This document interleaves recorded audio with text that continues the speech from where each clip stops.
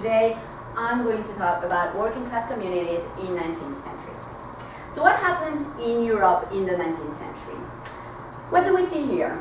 Who are these people? They are the 19th century. They are the new social class of the 19th century, because the 19th century in Europe is industrial revolution. So what we see in the picture is that you have a lot of people, and those are the working masses. They're omnipresent, they're everywhere. They're in the streets, they're in the public space, they occupy the public space. And this urban presence of the working masses in the public space terrorized the rest of society, and especially the bourgeoisie. Ever since the Paris Commune, actually, it was intensified with the Paris Commune in 1871, which for Karl Marx was the first proletarian autonomous revolution. So also those crowds represent immigration, because what happens is that people would go from the countryside to the cities to work on the industry. So it's a really big problem for theorists, philosophers, historians at the time, and they try to understand the phenomenon and to see how to address this problem. So what happens with these people? They're in the streets. What are they doing? As you can see, they're doing the revolution. They have a fist in the air. This is drawing from the Paris Commune. They're, building barricades. So the most important fear at that time in Europe was revolution. And so how to avoid this revolution? By controlling the masses. And how to control the masses? Well, by creating targeted communities. And I'm working on the use of philanthropy by bourgeois intellectuals in order, because they use philanthropy as a tool in order to control the communities of workers. So where would you concentrate if you wanted to work on this topic in Spain? You would concentrate on Catalonia. Catalonia is right here, and it's the center of industry in the 19th century. It's the most complex region socially, because it has a different culture, different language, and also it's a place of immigration. As I said, people were going from southern Spain and Andalusia, Murcia, to Catalonia to work. And so as you can see, those masses are heavy.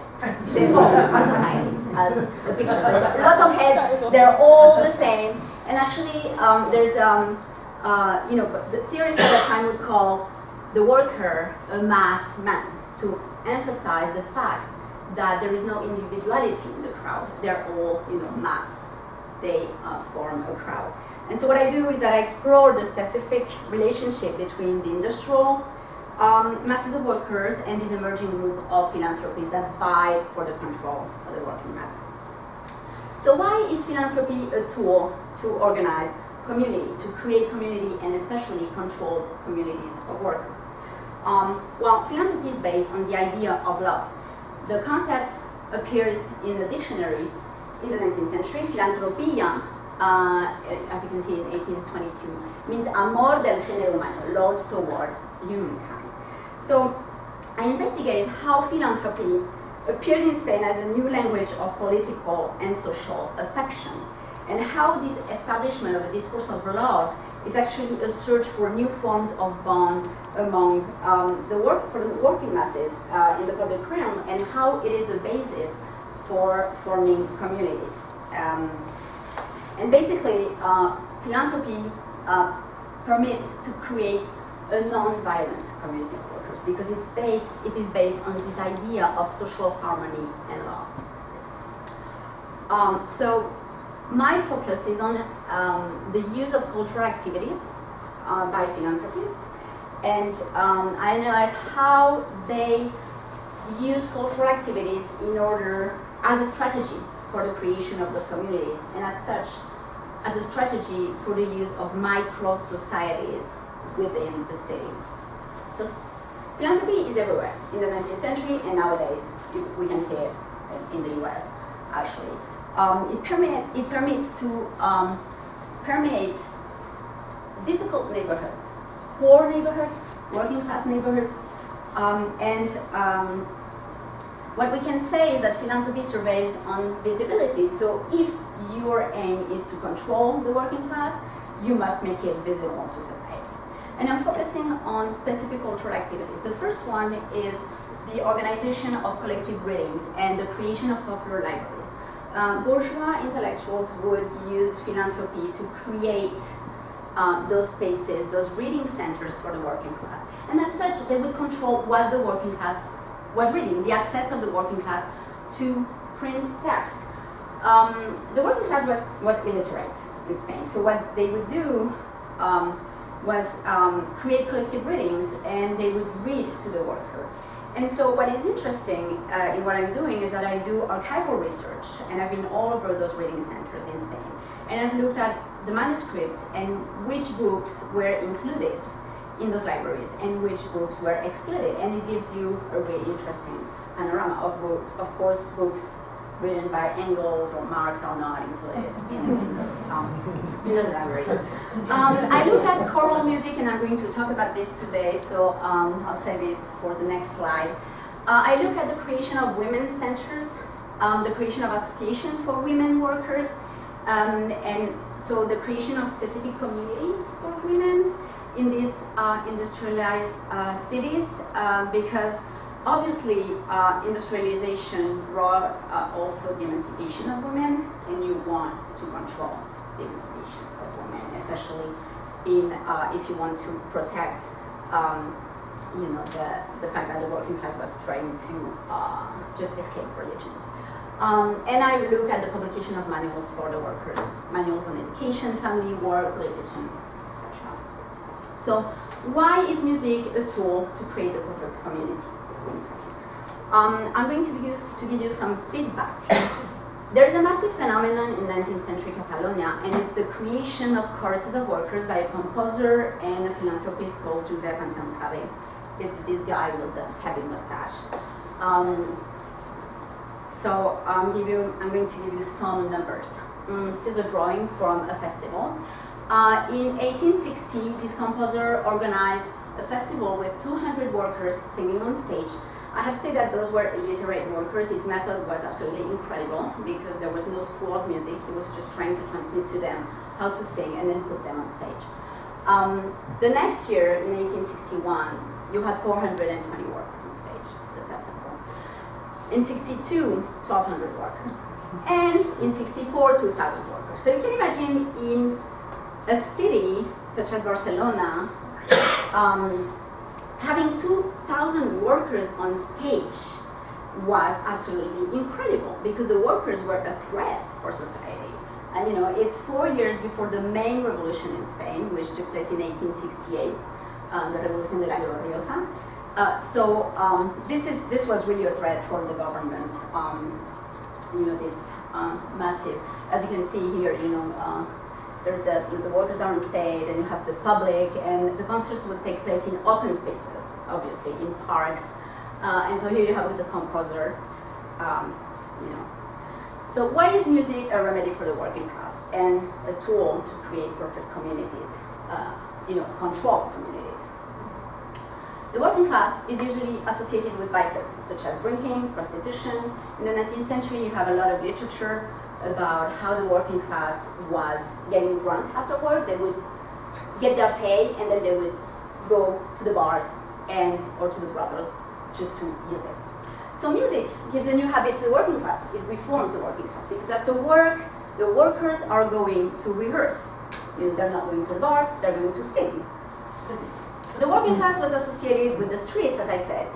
They were everywhere. There was really a contamination. Some theorists use this word, the working class contaminates the public space. Well, and in a disorganized way, it's a social nuisance. Well, music gives a new space for the expression of the working class because they're rehearsing somewhere, and then during the weekends they're on stage singing for the rest of society. So they're doing something for society instead of revolution. The working class was associated with popular culture, and choral music reworked the opposition between popular and elitist culture in the sense that the programs were really amazing because workers were singing opera arias. And I can talk more about that later. So basically, the music would give a response to the fact that the working class could spread ideas of revolution.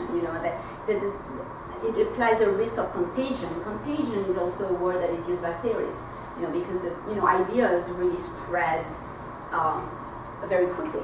And so the workers, by entering into this habit of music, would enter into bourgeois society and bourgeois norms. They would form a community of model citizens for the rest of society. So even if you were not on stage, you would see the workers on stage, and they would become a model for other workers that would be in the public. Yeah? Question. Yeah? Maybe you mentioned this, okay? What does bourgeois society mean? Well, the bourgeoisie is the new social class in the 19th century those were the ones that would have control of the industry. The industrials were part of the bourgeois class. But not the richest people in the society, is there a economic class associated with it? It's an economic class, yes. The bourgeoisie is on top of the pyramid, in the sense that a bourgeois would own industries, and the working class would work in the industries. I'm not going to mention that, but so why is music a possible remedy to avoid the revolution? Well, as you can see here, you have a director. Those are a few workers, but the director is with his hands, and the baton is clearly directing the working class. So I have three elements to explain that. First of all, the stage. The workers would be on the stage. They would be very well organized, singing. Second, the performance.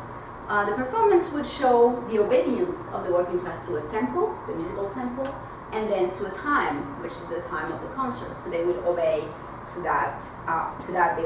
They are well behaved. That's what the composer the philanthropist was showing to the rest of society.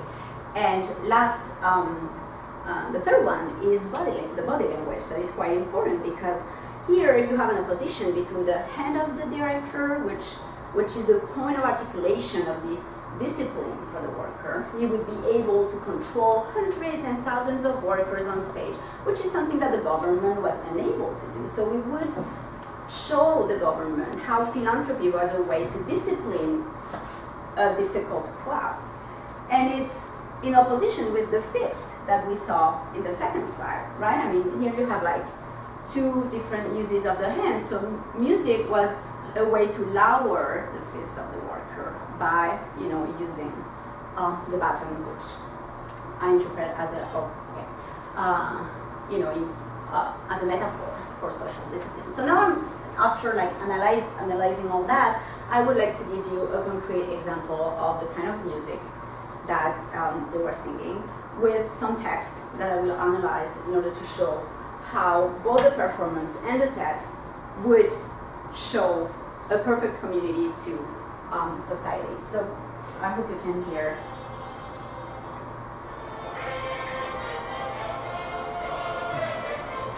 That's Catalan.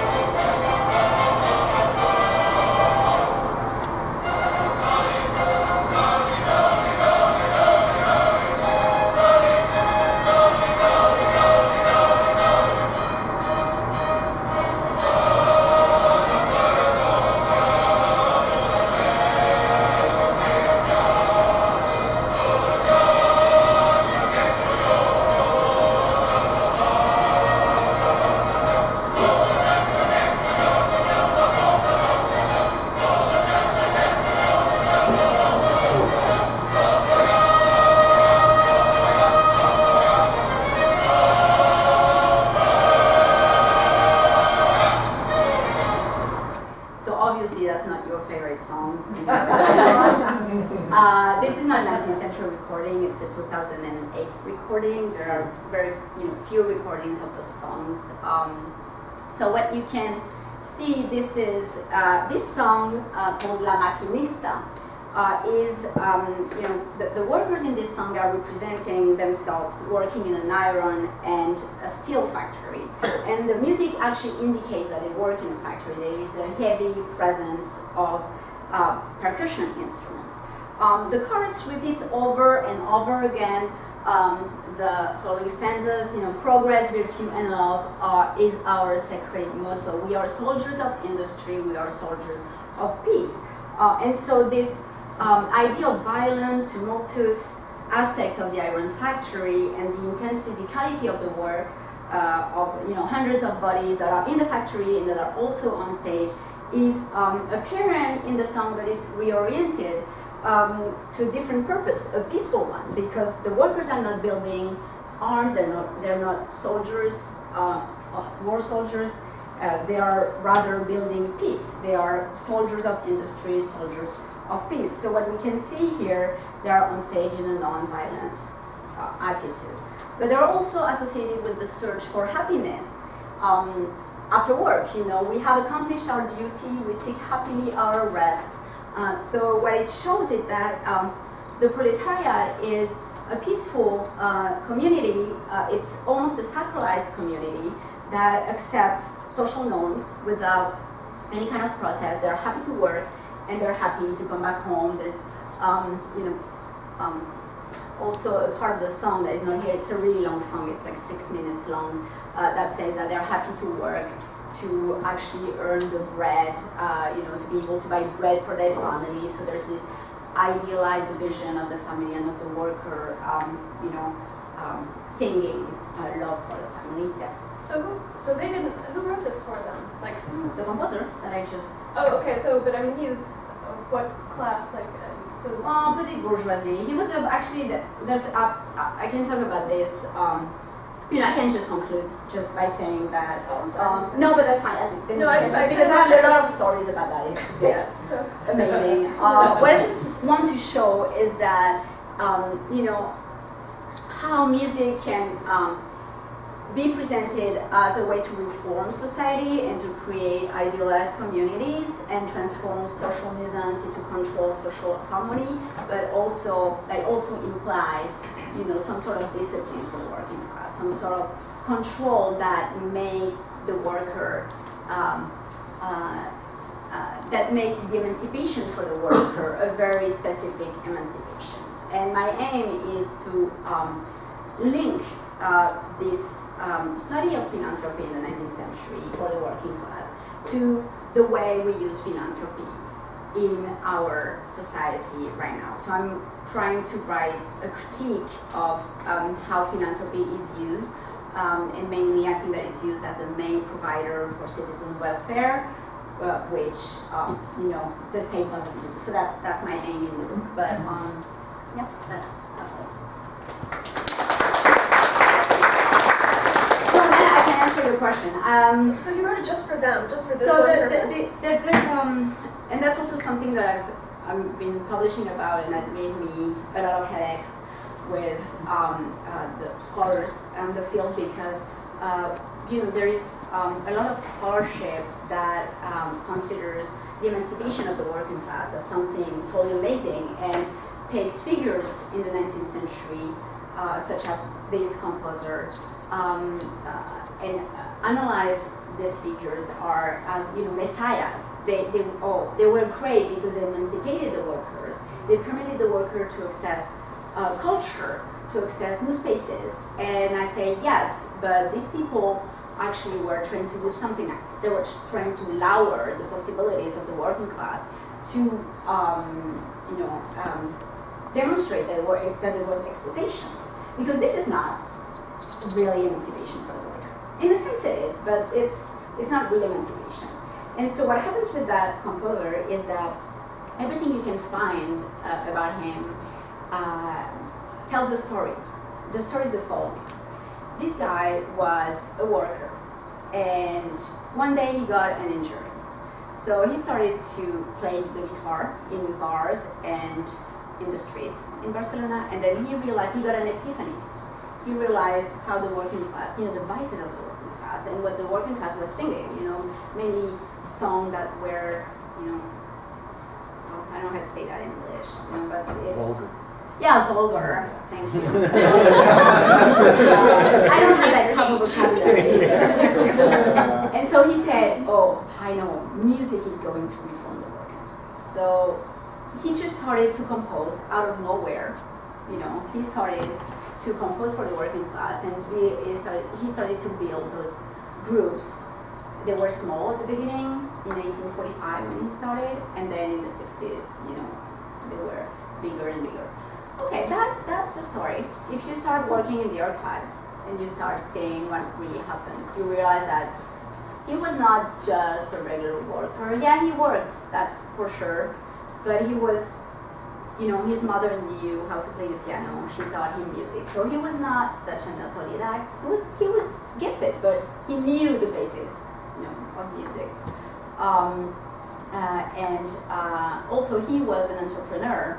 Basically, he thought that the choral music was some sort of business. You know, I have access notebooks with the accounts, and see that really for him, you know, the working class had to be sold to the rest of society. He had to be, you know, like a business. I mean, he wouldn't perform, he didn't get money out of it. Which gives you a really different aspect of what, you know, the relationship between philanthropists and the working class. Yes? So why did the workers cooperate? Well, that's a good question. They cooperated because it gave them something in exchange. Not all of the workers cooperated. I mean, you have 2,000 workers, but the community was much larger. But it gave them a security because the choral group had what they called cajas de ahorros, which were basically in case of need. If you were sick, if you were fired, you could access this money. You know, while you were, it was like a pot of money. So were they like a union? No, it wasn't a union. Union were, well, and that's also an answer to your question. Unions were not allowed in the 19th century in Spain. I mean, depending on the government, it was very unstable. The 19th century was very unstable, so it changed government all the time. So sometimes unions were kind of okay, but most of the time they were prohibited. So those groups were, you know, a way to get some sort of union benefits without being political, because they couldn't. So that's why they were very successful also. So was there also a common structure to the theme of Excuse me, every? can't Was there hear a you. common structure to the theme of every composition? Like the verses, the second verse seemed very basic, like an explanation of what a particular trade is.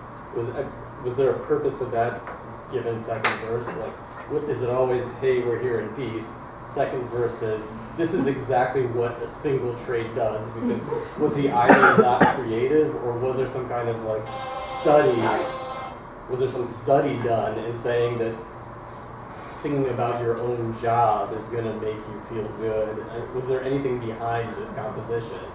Or is it that he Yes, just of couldn't course. write anything more creative than this? No, I mean, there's always something behind the text. I mean, there's like So yeah, so tons of stuff about that. I mean, the second stanza is about, you know, describing the kind of work that they're doing. There is this heavy, you know, description. It's a long text, as I said. You know, I just gave you 2 stanzas. But as far as the compositions are concerned, you know, he has like different compositions. You have compositions about, you know, Catalan nature and how beautiful it is, and then you have compositions about the work of, you know, at sea, you know, the fishing work, which is a social reality in Catalonia also. Fishermen are very important. You have songs about love, because, you know, So it love wasn't is just important. it wasn't You know, just occupation, like whatever your job was. There were other themes. Yes. Yeah. Okay. Mm-hmm. And then the other thing is that at least this example is written in a way where it's really clear to hear the text. So it's not written like where you have the music making the text obscure, but rather people can really hear what the text was. So it was obviously designed for that to be delivered. Oh yes, and this is really, I mean, thanks for your comment, because what happened during the concerts it was that a libretto was given to the public with the songs written, so everybody could take the songs home and kind of have it. You know, it's also, you know, this creation of community through text, through the you know, spreading of the text. That is also very important in the kind of project that it has. So yes. Yeah, it's not just the clarity of text though, but you know, after a couple of lines of this, you know, you can kind of pick up the tune yourself, come along a little bit. You have the text right there, you know, you can stare at the tunes. So my question was, how much of this actually fueled the revolution? So now they've kind of artificially brought people together to kind of share ideas. Now you have kind of a ready-made bastion. Well, actually, there was no revolution or any kind of revolt linked to these choral groups, because what I'm trying to show is how actually this was a way to discipline the working class.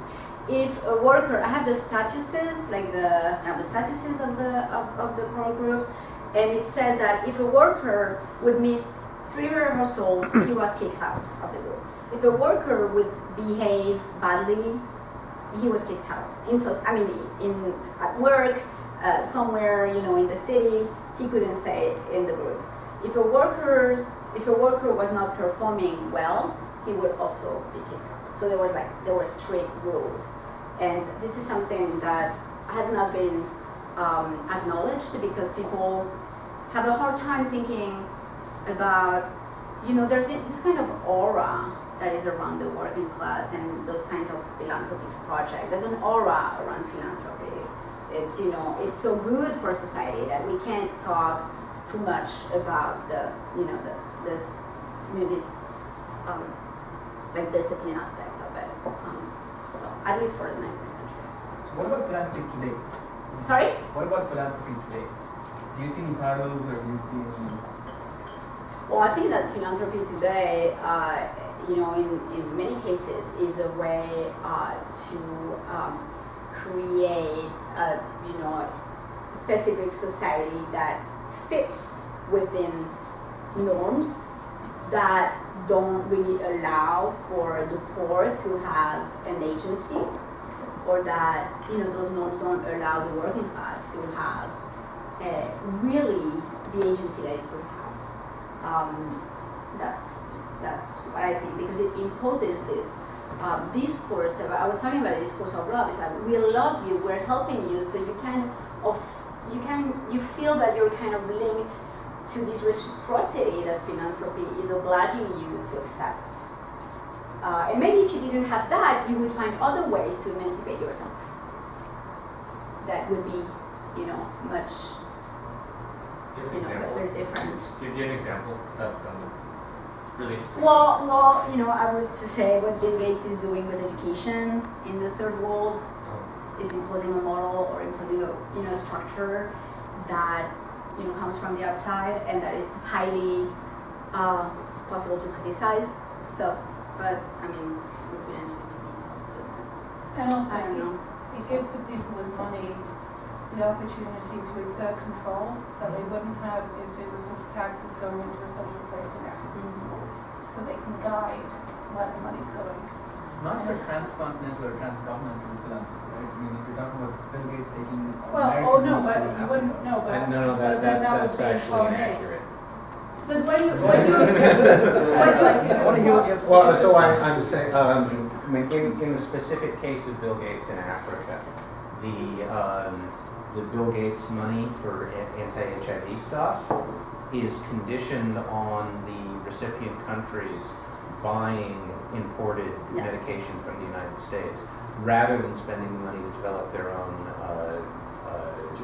public health infrastructure. Yeah, and actually studies prove that if you give $100, there's actually just $1 that goes there, because it's such a structure that, you know, your money kind of get lost in the way because of those, you know, other problems that are attached to the project. Yes. So I have a question, and then I have just an anecdote, which is kind of a parallel case to what you sketched out for us here. My question is, remind me again, what year did you say that the revolution? 1868, Revolución de la Gloriosa. And was there? I assume that there was a kind of a competing body of musical literature that was used in mass rallies and demonstrations. In what? There was a body of music, like music was used as an organizing force in both cases. But I'm just speculating. All of the international. Yeah. Well, of course. And you have so many, popular music that were used in the streets and that were sung and. Yeah. You mean for the revolution? Yes, of course. Yeah, I mean- But and so that music is operating as this sort of regulative force, this organizing force in both In these cases. cases.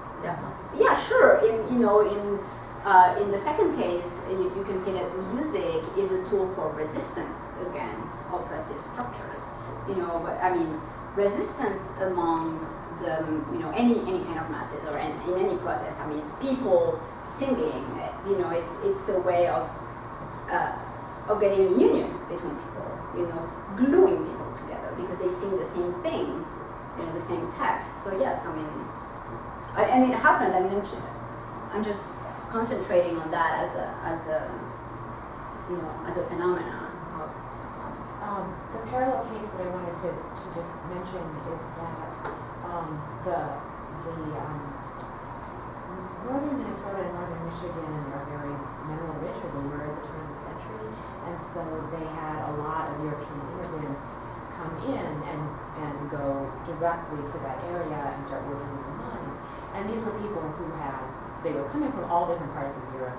They may have been on opposite sides of all kinds of ideological divides, and they had to then work together as partners in the mines. So Protestants and Catholics and people had been feuding and stuff had to go and do this work. And so it was a very unstable situation, and they used almost all of the exact same techniques to control the population. So one of them was making sure that there was access to music and culture and education, and so they've invested a lot in big public schools that are still these glorious. You drive out to remote Minnesota and you'll see this thing that looks like a castle, and it's this public school that was built in 1910, and it has Olympic, what was then kind of the state-of-the-art swimming facilities or something. And you think, now these places have just been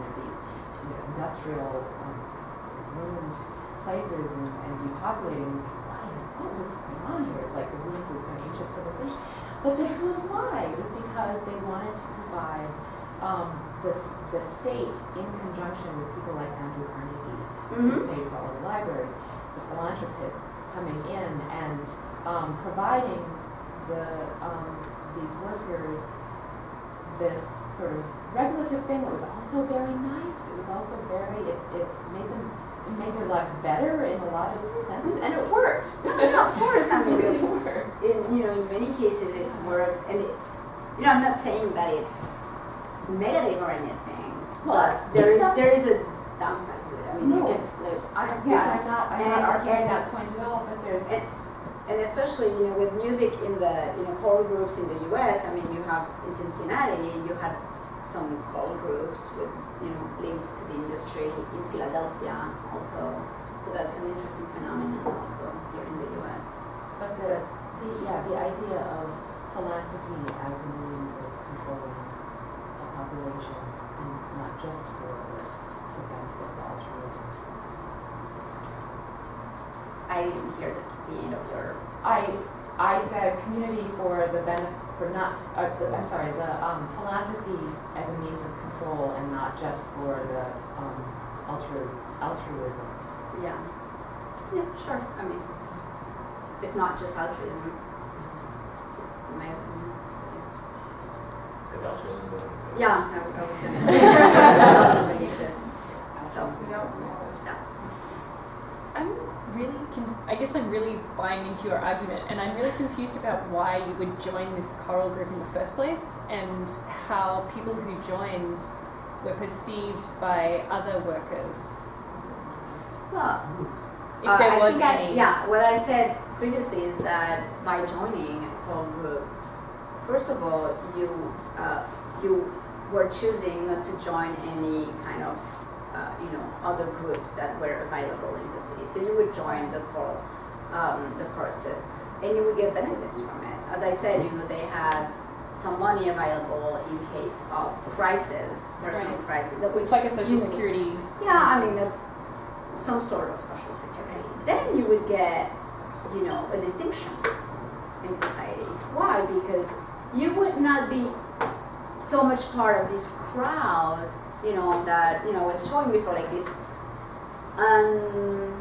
defined crowd of workers. You would be part of the crowd of singers. But you still live and work with these other people, presumably. Well, doesn't I that mean, create you have to imagine like a big city. I mean, it was just like not one industry. You have like so many industries all over Catalonia. I mean, you would work in specific industries, but yeah, I mean, it's like here talking about the working class. If you work somewhere, So they had. you don't really know all the workers. And some of these people might enjoy singing too. What? We haven't brought Might that enjoy up. singing. They might enjoy singing. Yeah, They have I mean, a but surprise. there's also this idea of distinction is very important. I mean, what it would give you in society, it would give you status. You were not just a worker in an iron factory or in a textile factory. You would participate to the building of culture. But it kind of seems to have parallels in a lot of colonial situations where certain groups were raised above the rest of the local population, majority population, made special, made separate, which would turn around and backfire on them spectacularly if the colonial government failed. Where? Well, like in a lot of No, South but I Asia, didn't hear. Southeast Asia. I must be like, I don't have like a hearing problem, but I can't hear you guys. You were speaking too low for me. Oh, I'm sorry. It seems to mirror in a lot of colonial cases Colonial, that's the where the colonizing government would make a certain group of locals special in some way. And Yeah, but it would give them benefit at the time, but it could backfire spectacularly because of their interaction with the rest of the local population. Yeah. And I'm wondering if that sort of situation happened here. The thing is, it's a very different historical setting. I mean, Okay. the working class was not colonized. The working class just, appeared in the Yeah. 19th century because of because of industrial revolution. So it's not like the bourgeoisie colonized a group which was a working class. Here you have, in the 19th century, two classes that appear in society because of an economical situation. Economic situation. Those two classes were just created, and it created like a division. Some were exploiting the other class, but I understand what you mean, but I think it's a different historical context. I don't know. I'm not sure. I have to say. Maybe it was also pretty subtle because it was still working with people day in, day out. It was just this other thing that they were doing in the evenings. So it wasn't like it was that separate. It was just a subtle difference. Yeah.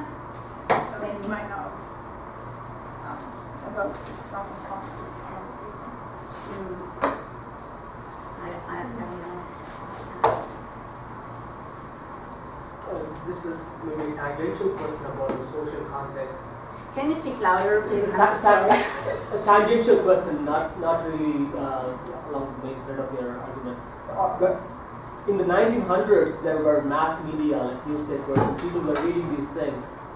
During this time, was there some medium which enabled like mass circulation of information, or not? Or really? newspapers. Newspapers, but you started having newspapers in the 1700s. 1700s, Yeah. I see. So, But the in working the, class. in the 19th century is the moment where newspapers are, when newspapers are really in expansion. So the 1800s. I see. And so, newspapers, and that's how, ideas were circulating in Spain and in Europe.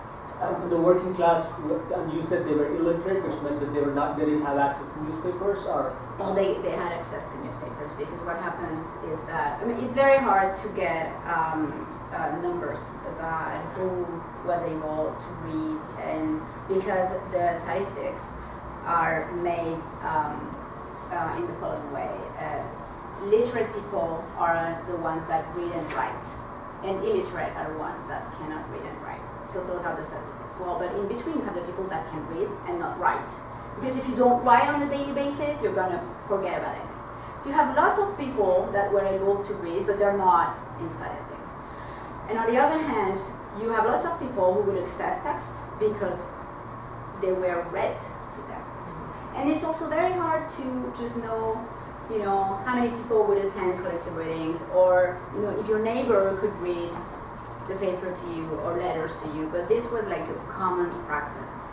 And I can tell you because I've been perusing like so many archives, and especially correspondence, in which,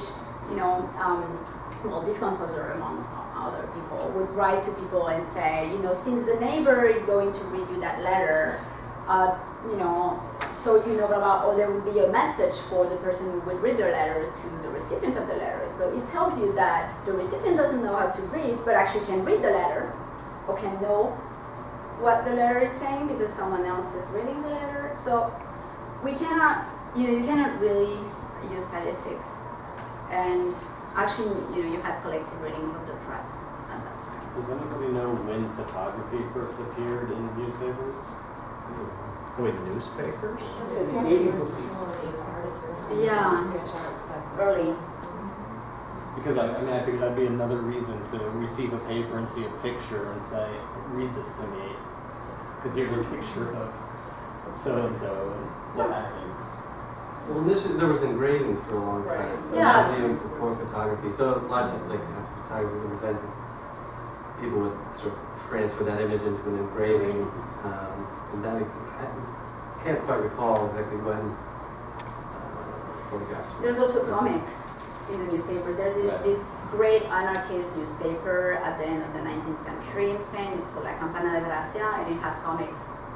Yeah, the cartoon library's Cartoons, got yeah. some great collections from, I forget who it was that was promoting the Columbus Beautiful movement after Chicago was doing all their city improvement, for cleaning up the riverfront.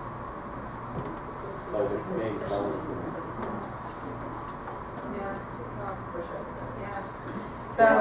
yeah. So we're out of time now, so. I mean, we're supposed to have a discussion.